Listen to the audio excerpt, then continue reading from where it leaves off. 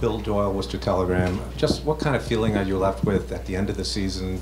Is it one that you felt the team went as far as it could go, considering Isaiah was hurt and you were playing such a great team, or are you disappointed it ended so early? What's your feeling?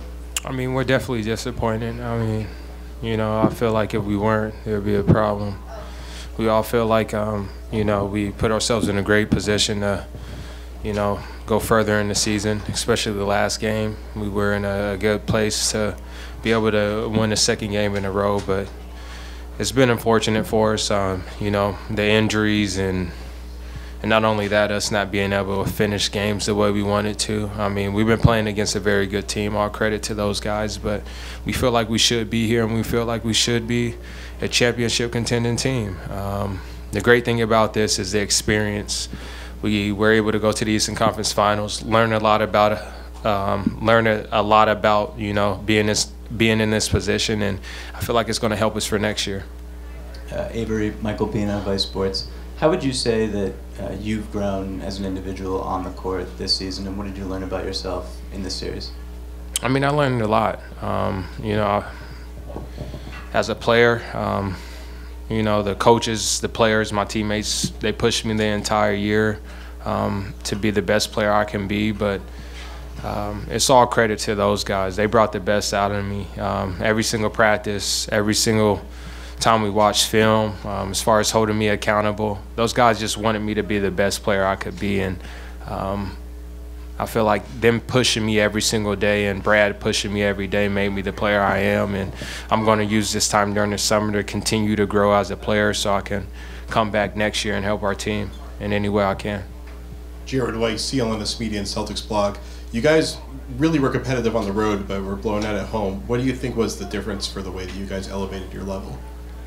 I think we've always responded, you know, to the doubt, people not believing in us, and it was just unfortunate today. We got a bad start, and we couldn't get the lead. I mean, we had some great stretches where we were playing good basketball, but the start of the game was so bad. I feel like it was hard for us to come back. Even when we scored 6 or 7 points in a row, I mean, we were still down by 20 points. So, like I said, we can learn from all the mistakes that we made this year, get better as individuals over the summertime, and be ready for next year. Avery, Mark D'Amico, Celtics.com to your right. Obviously, a feeling of disappointment had to have been felt in that locker room, but there must have been some feeling of accomplishment of what you guys have been able to do.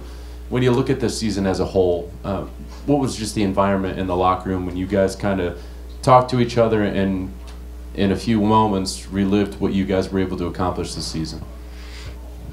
Yeah, I mean, after the game, obviously we were all disappointed in the way we ended the season, especially with the losses at home. But like you said, we were able to take a lot of positives away. I mean, out of all the teams in the NBA, we're one of the 3 teams left at this time of the year, and you know, that was one of our goals. Obviously, our main goal is to make it to the championship and win it. But for us to be in the Eastern Conference Finals after the first year of this team really being together, adding additions like Al Horford and Gerald Green, I mean, I can go down a list of guys that we needed to learn to play with.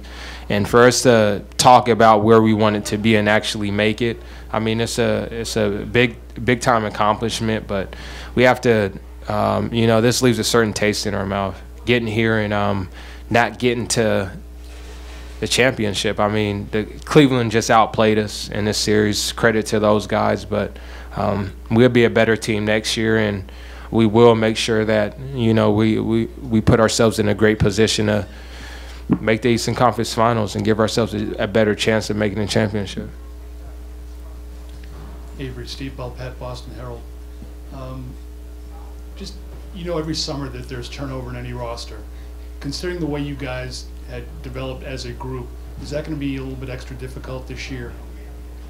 Yeah, it could be. I mean, it's out of our control as players. You know, the organization is going to do whatever's best for the Celtics, which I totally respect, and I know my teammates do as well. But can't worry about that. We had a great year together. If guys are here, if guys aren't, We all wish the best for each other, but I do feel like this is a special group. We all gave our heart every single night, play as hard as we could, and I respect all my teammates, and I really appreciated playing with all the guys I had a chance to play with this year. Special group. Avery. Nick Coy from ABC6 in Providence. You were here with the previous group with Paul and with Kevin, and obviously when you were knocked out of the Eastern Conference Finals back then, it was the end of that group. Do you feel like now, obviously disappointed being knocked out of these Eastern Finals, this group is just getting started on the road to what it really wants to accomplish?